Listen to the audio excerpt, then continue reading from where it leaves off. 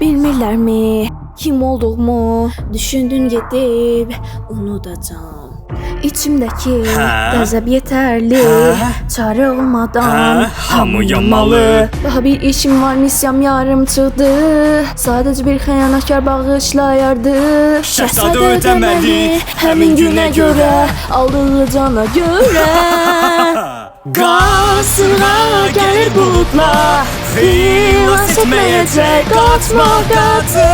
Yağış yağacaq cazibə tək, cazibə tək. Gözə göz qala ödəməlisən, əllərim qanla isinəcək. Tufan gəlir bilirsən ki faciədir, cazibə tək. Qəhrəmansan özüncə, yenə olacaq biz ödəşəndə.